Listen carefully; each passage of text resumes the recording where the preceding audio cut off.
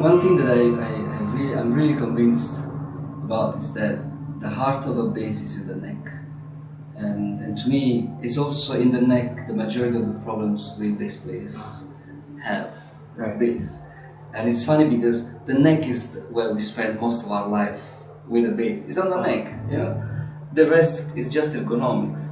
So to me, a neck that is stiff is very important. To make it stiff, I use carbon fiber, but I also use very stiff wood. Very stiff wood is usually very expensive and is also very heavy, which is where this system comes in handy. Because without tuners, you don't have the problem of neck diving. So how does that work to your question?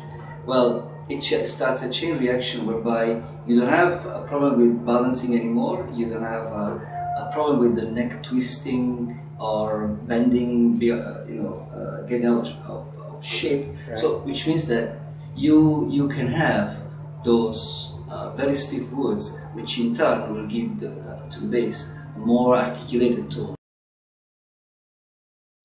So, tell me about this bass that you just wonderfully made for me. Okay, first of all, thank you. Okay, this is the first single cut I've ever built, and you've been part of the Amazing evolution of the experience, design. yes. No, I mean, really, you had some great inputs, and I think it came out the way it did because of that. Something quite unique about this bass is the top. Okay. It's not a wood that is often used or probably at all. Ah. My mentor has used it Right. for acoustic guitars with great success. But this is rambutan, and is a part of the wood that is very very close to the bark. Ah. Therefore, it has a lot of irregularities and a lot of voids and bark intrusion and cracks and burl mixed with the grain. So when you look at it up close, you see that there is all that, Yes. and it's really quite something. Right? And then we have filled up this area which was a void with all rotten wood fiber. It's filled up with resin, and if you touch it, it's really like Right. Glass. and the finish, the satin finish we chose, I think was just perfect to give it the final look. The headstock is a little gem of Mother Nature artistic sensibility. I'll post more pictures on that because it's against the light and doesn't show it all right. very well. But Okay, then another feature of this bass is the back, because it's a Wenge body. Now, Wenge is a very heavy wood, as everybody in the business knows. It's also quite expensive, but in the end, the whole bass is actually quite light. And if I'm not mistaken, you help me here, it's probably 7.6 pounds, which for a Wenge body is really ridiculously light, as you say. And that is because it's mildly chambered, very lightly chambered, but also because it's thinner than the usual bass thickness. The neck is again Wenge with a Padauk, and you should also Post pictures. add a picture of the inlay, which is a beautiful, very simple, handwritten by Mr. By my Beats. wife? Yes, by By my April. April, yeah. Yes, and it's the name of the bass, Porthos. Other features, well, there's one feature that is custom for you and you only, and that is the size of the nut. Right. The size of the nut is closer to a 5-string, because maybe you should post a picture of your hands. Yes, huge hands. And so the string spacing is that of a 4-string. It's a bit generous in that sense, but the nut width is in a 5-string territory. It's 44 millimeters. Yeah. And that because you wanted a neck you could feel better. Frets which we recently replaced. We went from standard nickel to Evo, and that is, well, first of all because we are big and we think that aesthetic is important, and so when everything gets this kind of amber and golden and warm color scheme, and then we add even 2 toggles with gold finish, gold plated, then suddenly Evo is screaming for Evo. And the other thing is that obviously Evo is a different material, and I think we can say that coming from the standard nickel, these frets give the bass even more detailed type of tone. Right. Without being clinical, like without steel, exactly, without having that bite. It's just that the sound has more detail. Yeah, you guys should play it to know what I mean. Yeah, it's very abstract. And then, maybe you should be the one to talk about the electronics because that's your brainchild. But this is a beautiful Audere preamp, which does something really cool when you plug it in. And this little light comes on, and it tells you that the battery is fine, so you're ready to be. Volume, balance, 2 mids, low and high mids, and treble and bass, all stacked. And then here is the Audere. This is the Audere Pro Z. So the Z mode, as many of you would know, is the standard setting.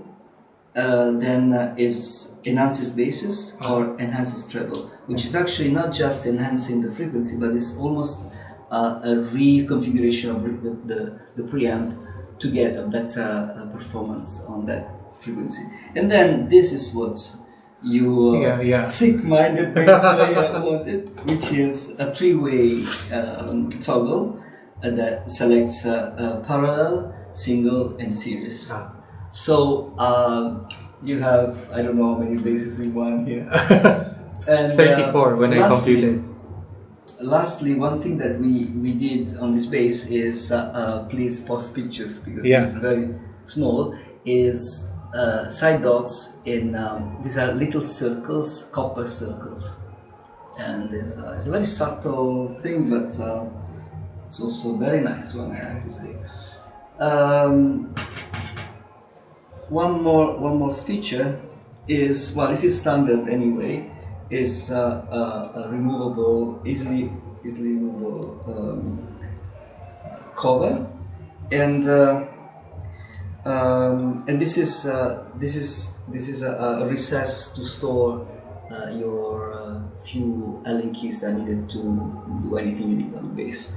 And I can see that there's one is missing, so we need to add one. So basically, the three Allen keys would be the neck, the truss rod, then the pickups and screws.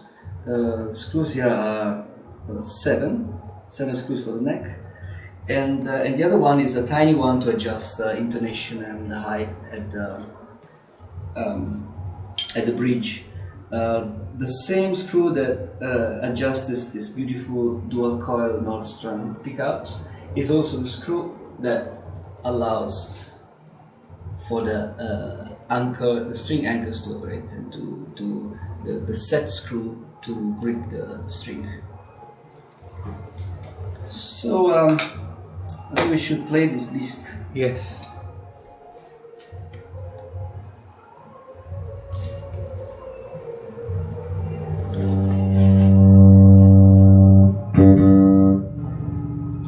Now everything is in flat. The nice thing about the Audere is that there is no passive active switch, because when all controls are at the center indents at 0, it's a perfect passive tone. Correct. And that is it's just very nice. It is very simple. And this is the passive tone now.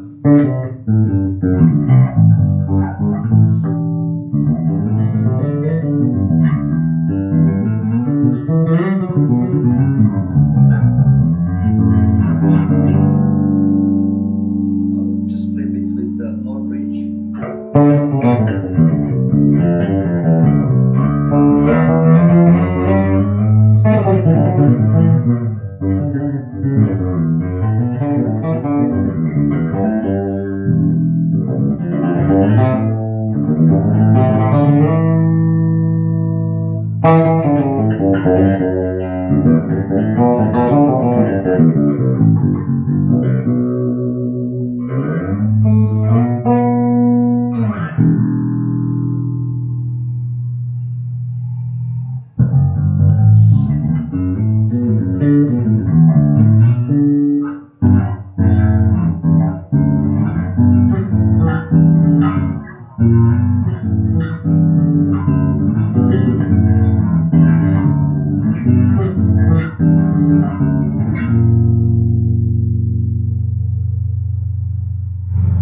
And then,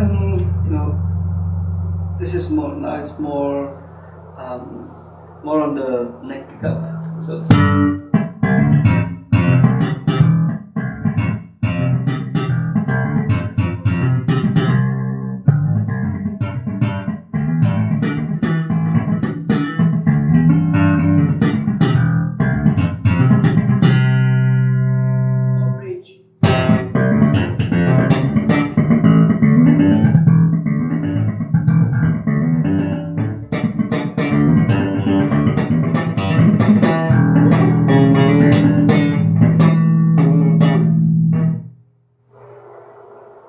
I should have practiced before this. No, it's fine. It's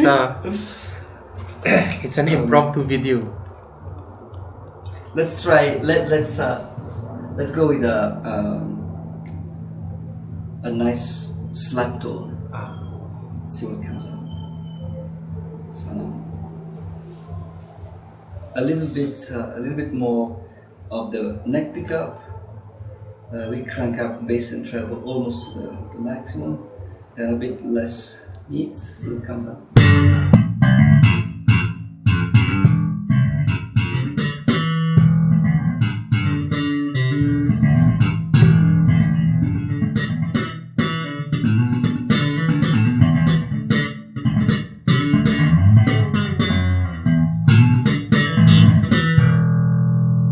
This is with series.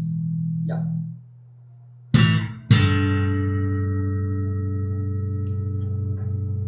I cut the mids completely, so obviously the volume is down a bit.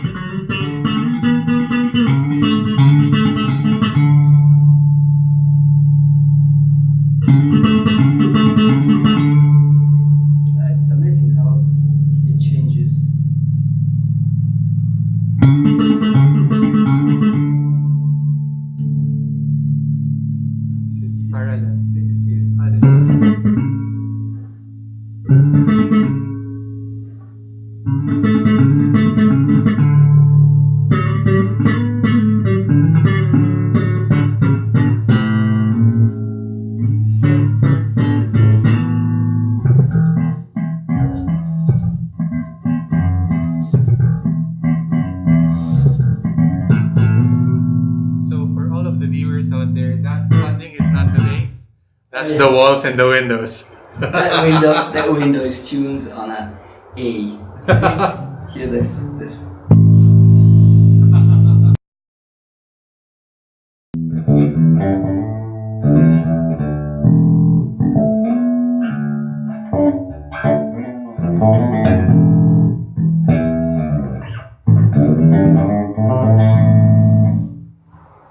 Wow, this place. Your reference to the fretless, huh?